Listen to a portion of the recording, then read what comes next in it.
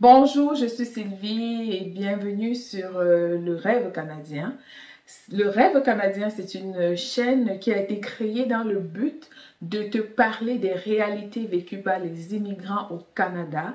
Ici, c'est une chaîne où on parle sans tabou, où on te parle sans te vendre du rêve. Donc, si ça a toujours été ton ambition de t'installer au Canada et que tu te poses des questions, ici sur la chaîne Le Rêve canadien, tu vas trouver des informations qui vont te permettre de mieux planifier ton voyage, ton installation. Tu vas trouver des vidéos qui vont te permettre de mieux connaître le Canada, de comprendre comment il fonctionne, ses réalités et ses tabous, afin de pouvoir te projeter et prendre une décision éclairée en ce qui concerne ton immigration. Et dans la vidéo d'aujourd'hui, je veux te parler d'un phénomène justement, d'une réalité.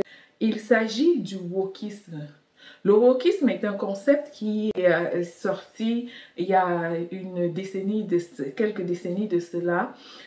Il faut avouer qu'avant l'avènement des médias, des réseaux sociaux, des grandes technologies, c'était quelque chose qui était un peu encore tabou même dans les milieux occidentaux, mais qui a pris de l'ampleur dans les années 2000 et par là. Qui consiste tout simplement pour un homme ou une femme de décider de changer de sexe.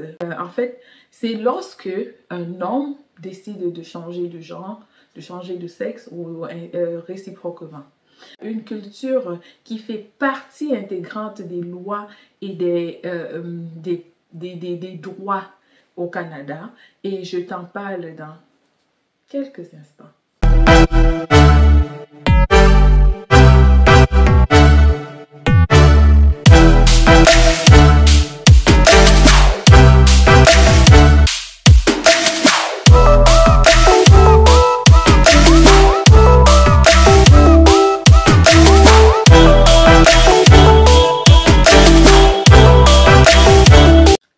J'ai écouté la vidéo d'un célèbre influenceur et investisseur africain du nom de M. Philippe Simo qui soulevait ce problème et il disait pourquoi est-ce que les Africains installés au Canada ne parlent pas de l'enfer qu'ils vivent, l'enfer que ce phénomène de wokisme les fait vivre au Canada. Pourquoi est-ce qu'au Canada, on évoque, on encourage les gens à immigrer, on encourage les gens on vante les valeurs du Canada, on vante la richesse, on vante à quel point le Canada est un beau pays, mais on oublie de parler ou on refuse ou on se tait lorsque vient le temps de parler de certaines réalités qui ne plaisent pas toujours, comme le wokisme. J'aimerais que tu saches quelque chose. Le Canada est un pays magnifique. Le Canada est un pays extraordinaire. Ça va bientôt faire 10 ans que j'y suis installée et je peux t'assurer que c'est un pays où il fait bon vivre. Cependant, tout comme tu auras le travail, tu auras le business, tu auras la possibilité de te projeter dans l'avenir si tu es un rêveur, tu auras aussi des partie sombre de la culture canadienne comme le wokisme avec lequel tu dois devoir conjuguer.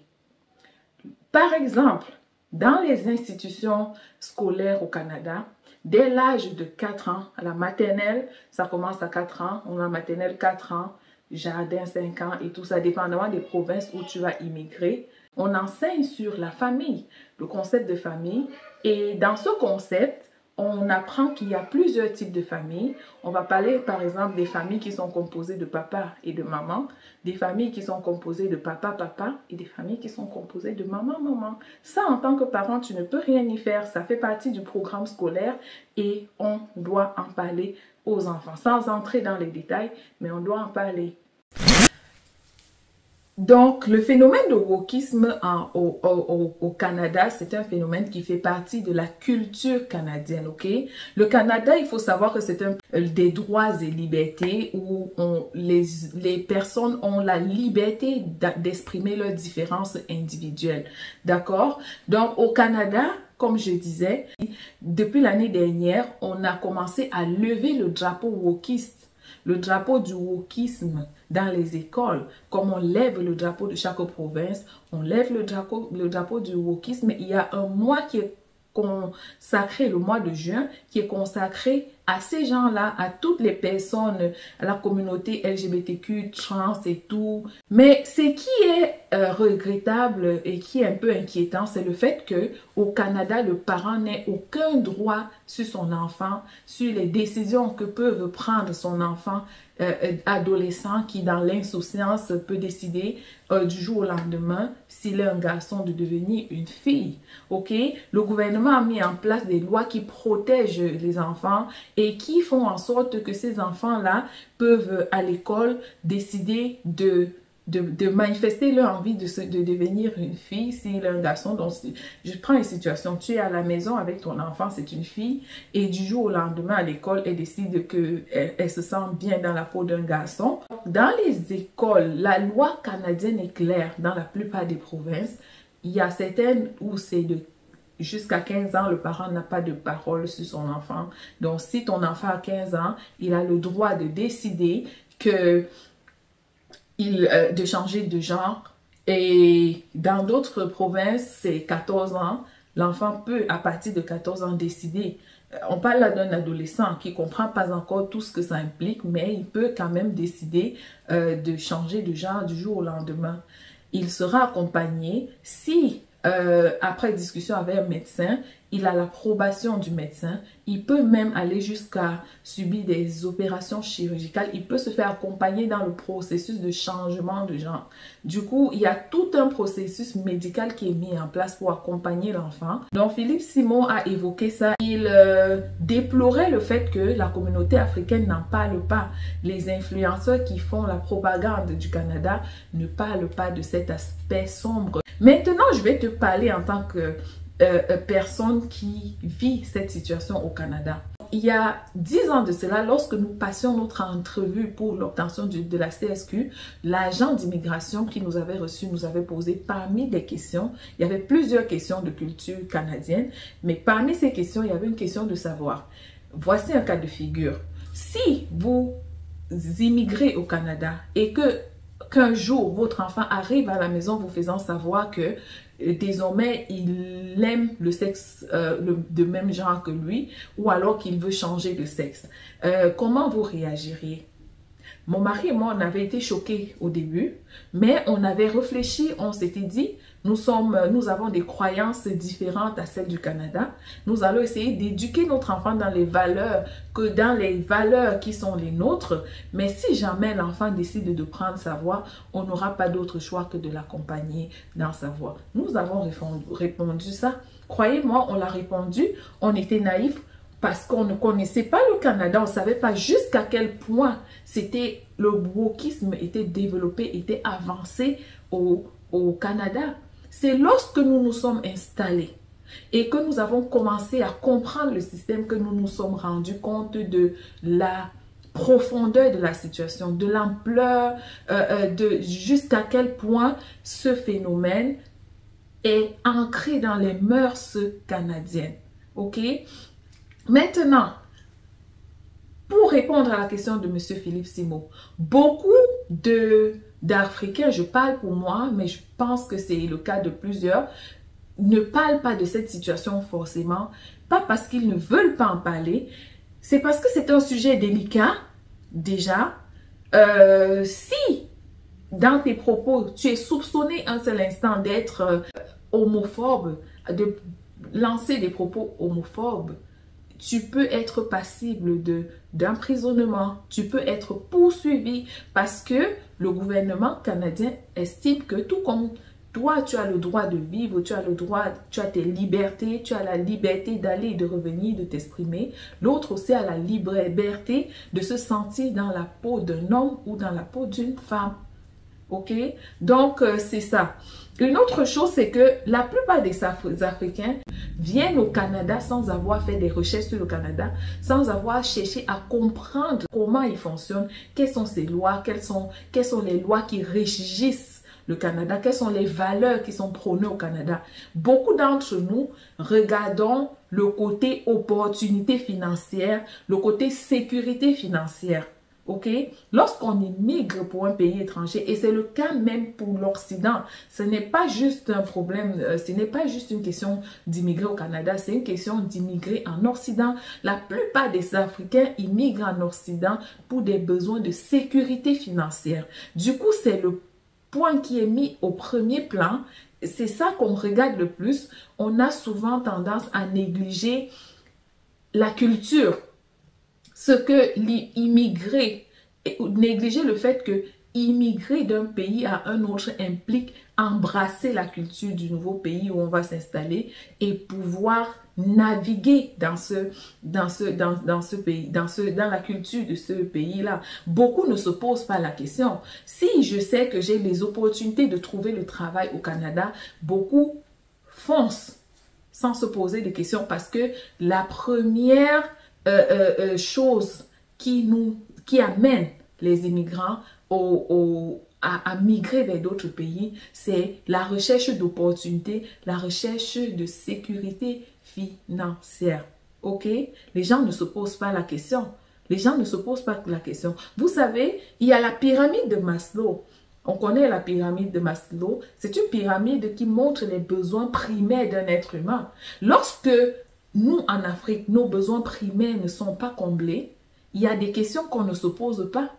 Il y a des questions qui ne se posent pas. Du coup, beaucoup d'Africains se retrouvent dans les pays occidentaux et arrivent et vivent le choc culturel parce que justement, ils n'ont pas été préparés. Il n'y a pas beaucoup de recherches qui ont été faites en amont sur la culture du pays où on veut s'installer avant le départ dans ce pays. C'est juste ça le problème. Ça fait que la plupart des Africains au Canada, la plupart des immigrants au Canada vivent au Canada, mais continuent de vivre leur culture africaine.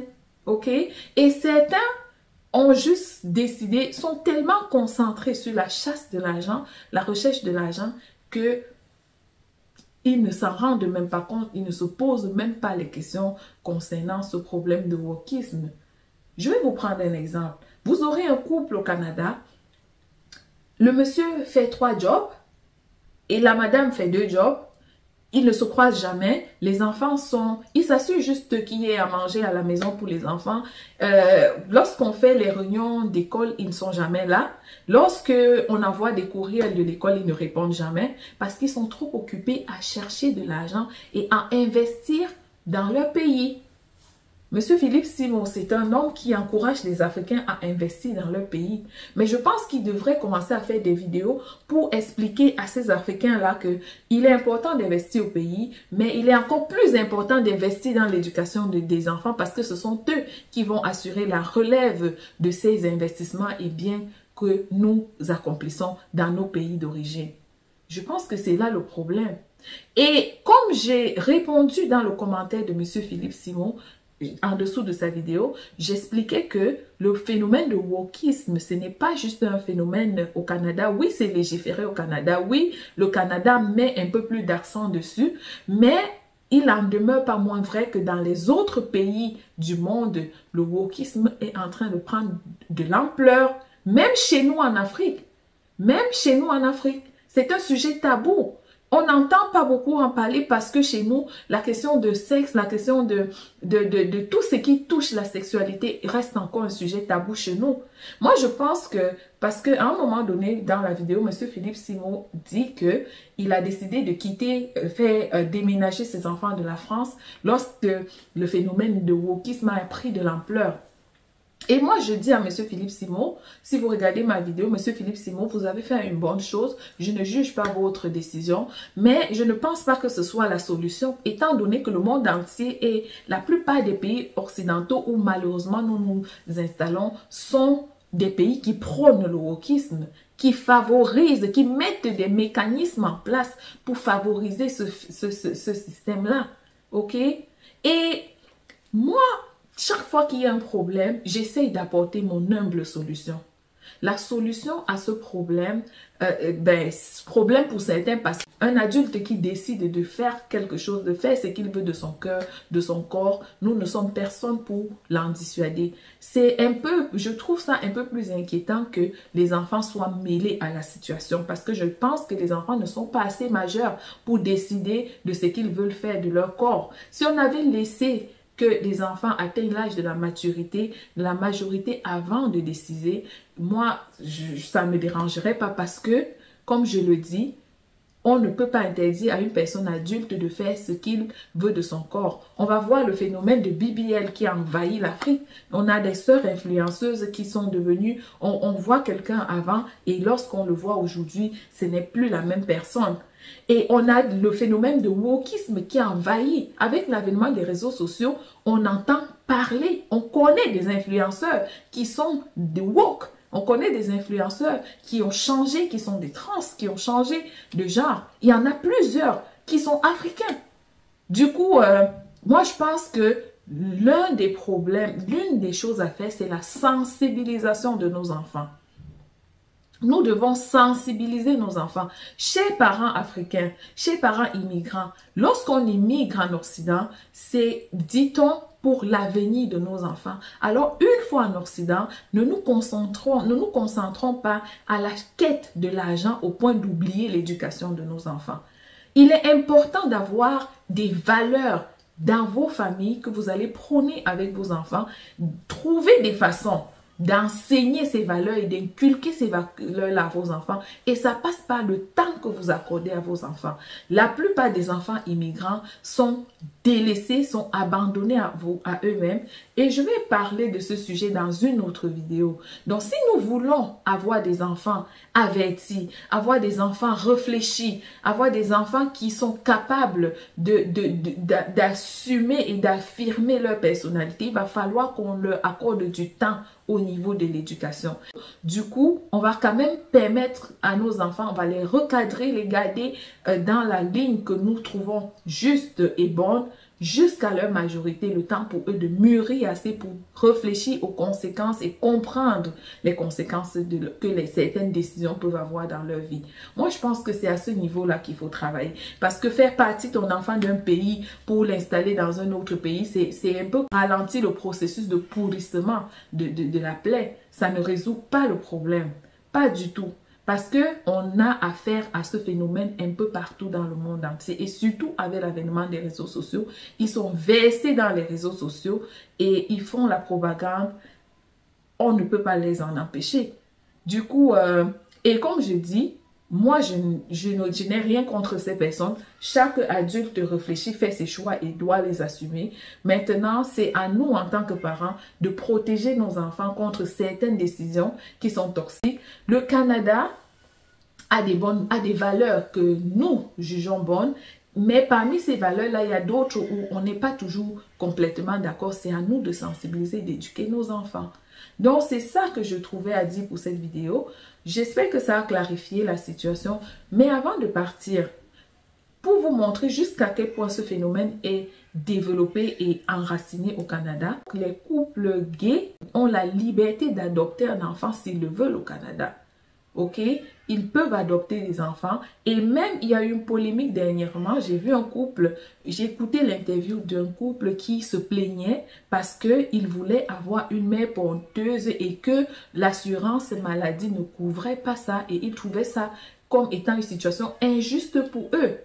Un autre point que je voulais mentionner, c'est le fait que la plupart, lorsque vous écoutez l'histoire de ces personnes qui ont subi de changements de sexe, qui ont connu une transformation de genre, un changement de genre, ce sont des personnes faibles émotionnellement, des personnes qui ont connu un passé difficile, des personnes qui ont vécu des situations traumatisantes. J'ai beaucoup écouté à ce sujet, je me suis beaucoup documentée dessus et j'ai écouté des témoignages qui peuvent être terrifiants, je vous rassure.